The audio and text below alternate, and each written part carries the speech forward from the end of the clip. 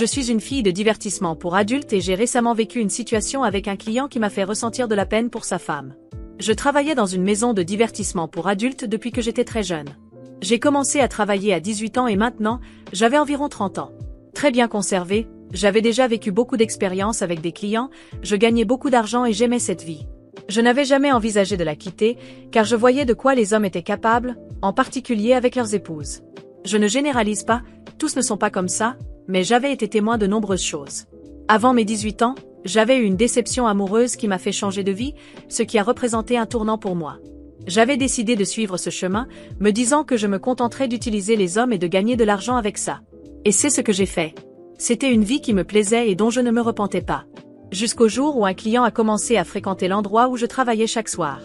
L'homme avait beaucoup d'argent et s'était attaché à moi. Avec le temps, il a commencé à passer nuit après nuit avec moi. Il réservait toujours 2 heures tous les soirs.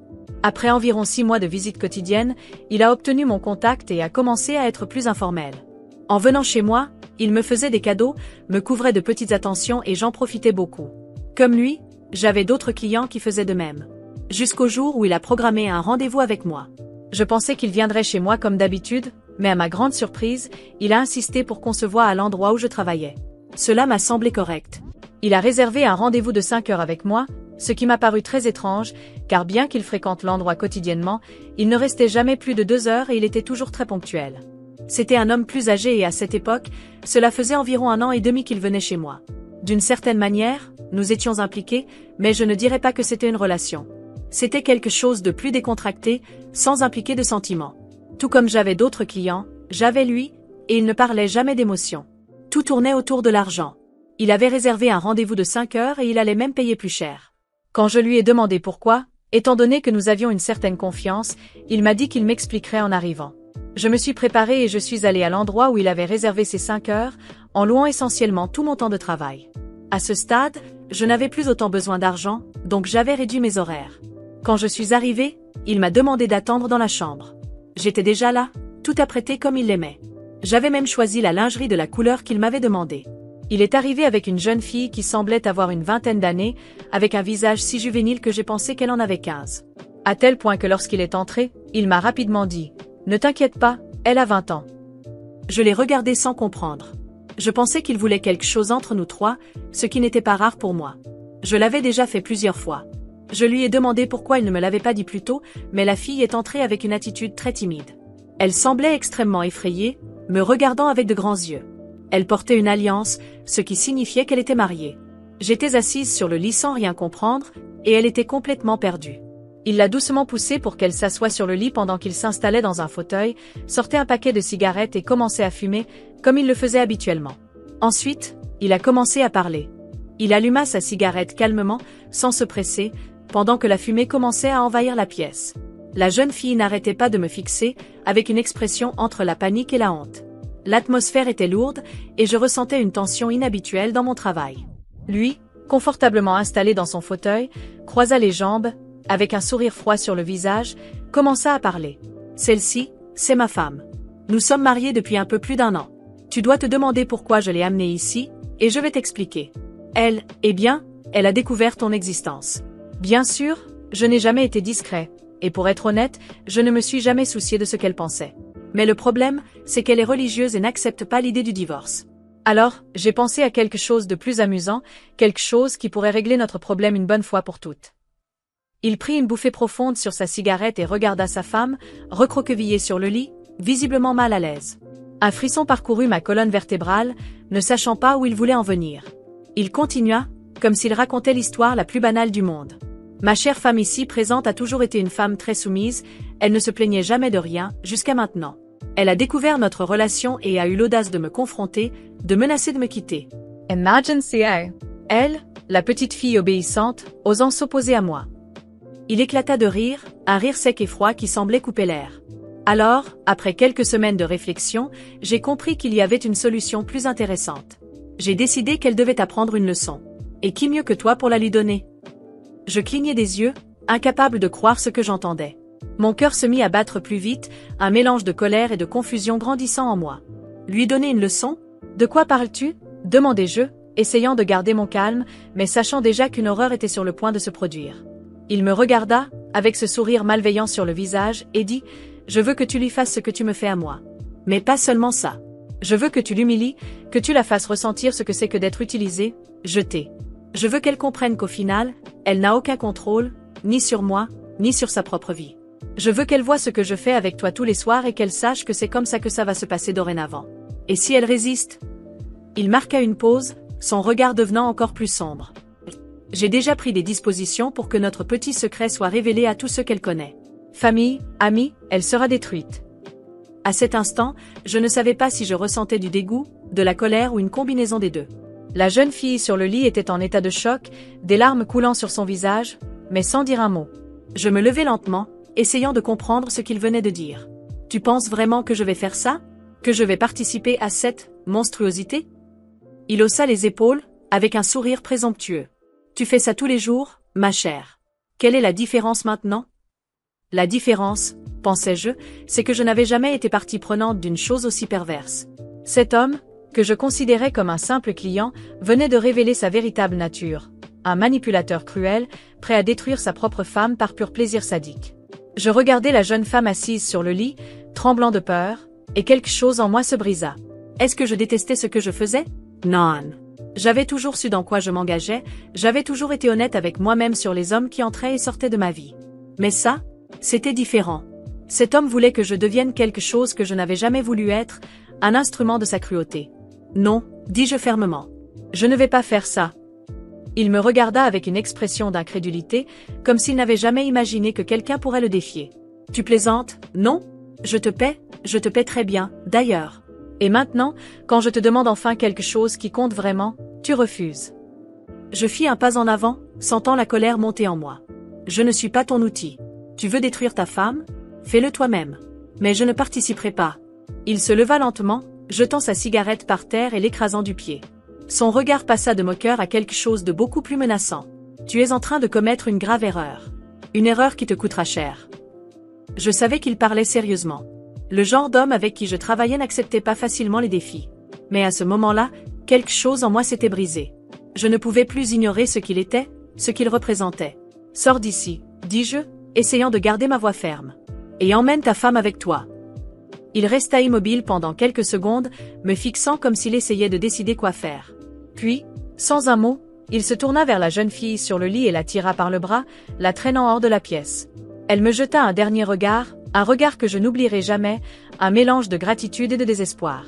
Dès que la porte se referma derrière eux, je ressentis une vague de soulagement mêlée à une profonde colère.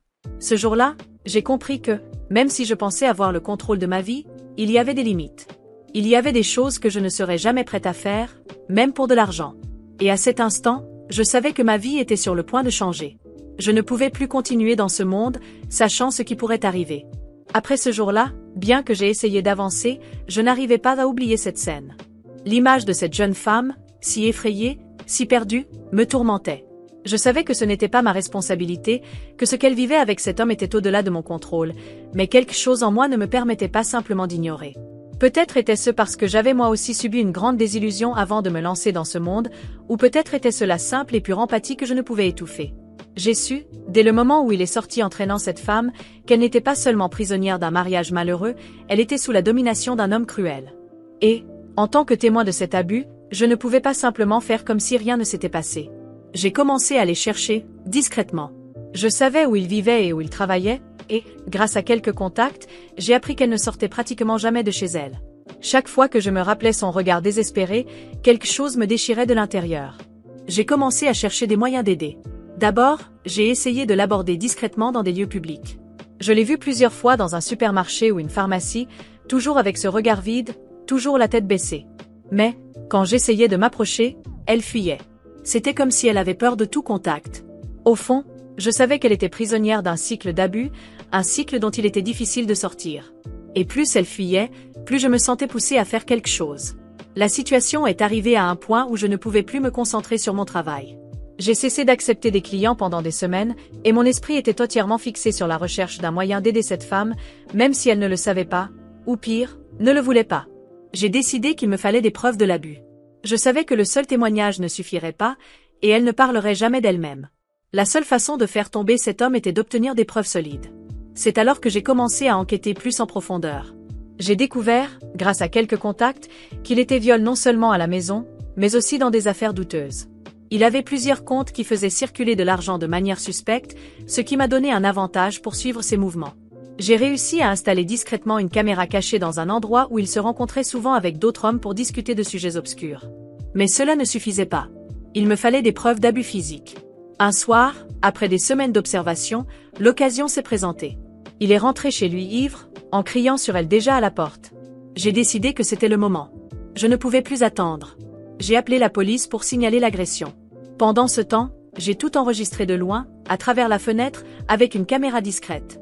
Chaque mot qu'il disait, chaque insulte, et enfin, le moment où il leva la main et la frappa avec force. Mon cœur battait la chamade, mais en même temps, je savais que je faisais ce qu'il fallait. La police est arrivée en quelques minutes, et il a été arrêté. J'ai été appelé à témoigner, et les images que j'avais enregistrées étaient plus que suffisantes pour garantir sa condamnation. À ce moment-là, j'ai pensé avoir enfin fait quelque chose de bien, que cette femme, qui avait tant souffert entre ses mains, serait enfin libre. Je me suis sentie soulagée, comme si j'avais rendu justice. Cependant, mon illusion qu'elle serait reconnaissante a été rapidement détruite. Quelques jours plus tard, je suis allée la voir pour savoir comment elle allait. Je pensais que ce serait une rencontre pleine de soulagement, qu'elle comprendrait le sacrifice que j'avais fait et combien j'avais essayé de l'aider. Cependant, dès qu'elle m'a vue, son expression est passée de la peur à quelque chose de beaucoup plus sombre. « Tu as détruit ma vie », m'a-t-elle dit, les yeux remplis de fureur. « Tu as fait ça exprès. Je sais ce que tu veux ?» Je suis restée sous le choc, ne comprenant pas ce qui se passait. « Je voulais juste t'aider », dis-je, essayant de calmer la situation. « Il te faisait du mal. Je ne pouvais pas laisser ça continuer. » Elle s'est approchée de moi avec des yeux pleins de haine. « Je n'ai pas demandé ton aide. C'est mon mari, et maintenant tu me l'as enlevé. Tu as fait ça parce que tu le veux juste pour toi. Je pensais que tu étais juste une autre prostituée, mais maintenant je sais, tu veux voler l'homme que j'aime. » J'ai essayé de discuter, d'expliquer que ce n'était pas le cas, que cet homme la détruisait, mais elle a refusé d'écouter. Elle a commencé à m'insulter, à me humilier, me jetant à la figure le fait que je travaillais comme escorte. « Tu te crois meilleur que moi? Seulement parce que tu gagnes de l'argent facilement? Je sais comment tu l'as séduit, comment tu l'as manipulé. Tu veux ma place, mais tu ne seras jamais plus qu'une de plus. Il ne t'aimera jamais comme il m'aime. » Ces mots m'ont profondément blessée. Je savais qu'elle était dans le déni, qu'elle était prise dans un cycle toxique, mais malgré cela, la férocité avec laquelle elle m'attaquait m'a paralysée. La femme que j'avais essayé de sauver me rejetait, me haïssait. Et plus encore, elle était prête à supporter n'importe quel abus pour ne pas perdre l'homme qui la maltraitait. Je suis restée là, sans voix, tandis qu'elle continuait de crier, les larmes coulant sur son visage. Enfin, elle se tourna et partit, me laissant seule, hébétée. Je n'attendais pas de remerciements, mais je n'avais jamais imaginé que je serais blâmée pour avoir sauvé quelqu'un d'un monstre. Ce jour-là, j'ai appris une leçon amère. Peu importe combien vous voulez aider quelqu'un, tout le monde n'est pas prêt à être sauvé. Certaines personnes, même en souffrant, préfèrent les chaînes à la liberté.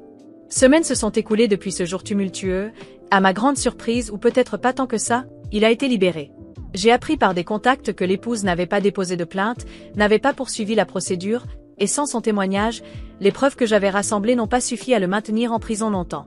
C'était comme si tout ce que j'avais traversé, tout ce que j'avais risqué pour la sortir de cette situation, avait été en vain.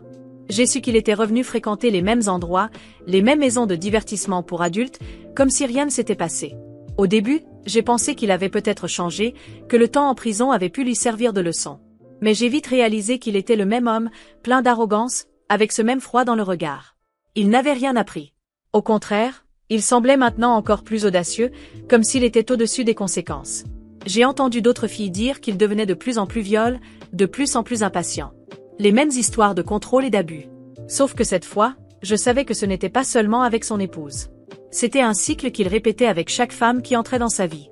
Et même si j'avais échappé à ce moment précis, je savais que cela ne se terminerait pas bien pour aucune des personnes impliquées. Ce qui m'a surpris, c'est ma propre réaction face à tout cela.